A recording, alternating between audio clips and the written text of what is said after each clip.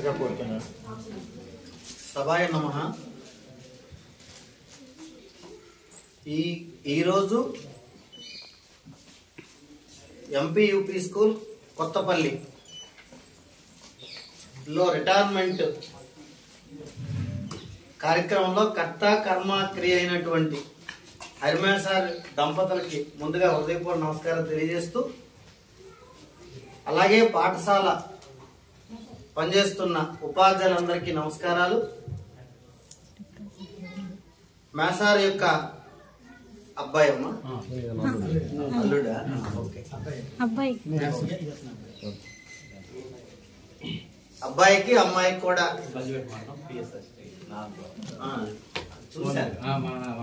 చూశాను ఆల్రెడీ. చూశారు ఎక్కడ చూశారండి? ఓకే. ఎనీహౌ వాళ్ళకు కూడా నా నమస్కారం తెలియజేస్తూ, విద్యార్థులందరికీ ఆశీస్సులు. యాక్చువల్గా ఈరోజు రిటైర్మెంట్ అని ఇంకా నేనే పెన్షన్ ప్రపోజల్ పంపించాను కాబట్టి తెలుసు. అయితే మేసారు పిలవన్నప్పటికీ నేను ఆల్రెడీ కనుక్కొని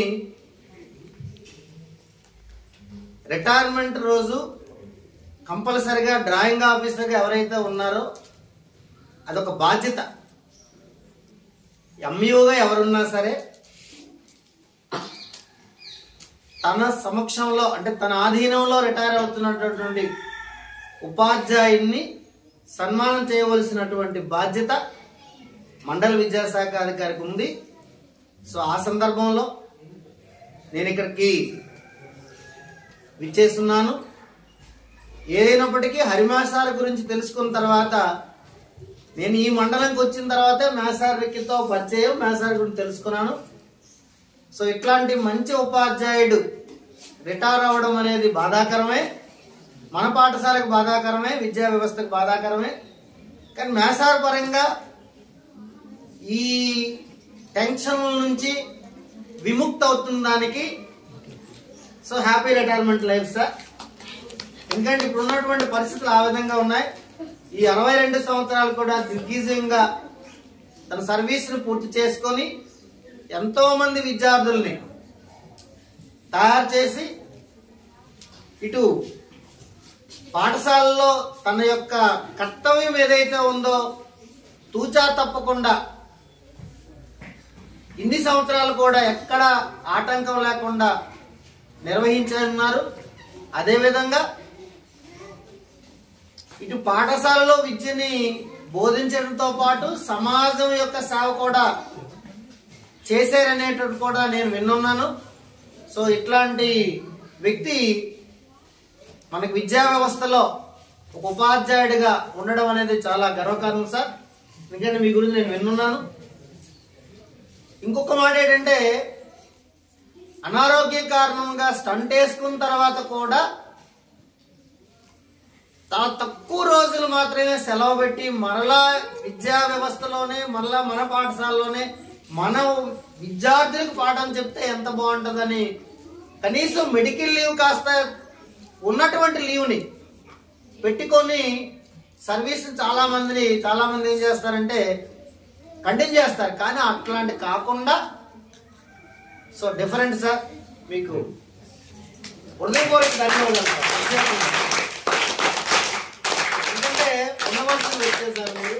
చాలా సింపుల్ గా ఈ సన్మానం అనేది పాఠశాల స్థాయిలో మీరు చేస్తున్న ఇది మీకు ఎక్సలెంట్ సార్. అయితే ఇంత చక్కగా తన సర్వీస్ ని ఇంత చక్కగా సర్వీస్ చేసిన దానికి కోఆపరేట్ చేసినటువంటి మేడం గారికి ప్రత్యేక ధన్యవాదాలమ్మా. ఎందుకంటే ఈ చక్కగా ఇంతవరకు చివరి మూమెంట్ వరకు కూడా ఎవరైనా సరే పని చేశామంటే, ఇటు జంటు పని చేశారంటే వాళ్ళ తలక భార్య, లేదా భార్య పని చేసిందంటే భర్త. సో ఇక్కడ మేసార్ ఈ రకముగా ఇంతవరకు కూడా రిటైర్మెంట్ రోజు వరకు కూడా చక్కగా విద్యార్థుల కోసమే తన సమయానంతటిని కూడా వెచ్చించడానికి, ప్లస్ సమాజంలో ఉండేటటువంటి సేవ కూడా చేయడానికి కారణమైనటువంటి మేడం గారికి మరీ ప్రత్యేకంగా ధన్యవాదాలు తెలియజేసుకుంటూ విద్యాశాఖ తరపునమ్మా ఇక ఇంత మంచి వ్యక్తి, మనసున్న వ్యక్తి కాస్త తన రిటైర్మెంట్ శాశ్వత జీవితం కాస్త బాగుండాలని, ఆయుర ఆరోగ్యాలతో అష్టైశ్వర్యాలతో ఉండాలి, తలదూగాలని చెప్పి తను ఏదైతే అనుకుంటున్నారో అది నెరవేర్చాలని ఆ భగవంతుని కోరుకుంటూ నాకు ఈ అవకాశం కల్పించిన పాఠశాల సిబ్బందికి ధన్యవాదాలు సార్.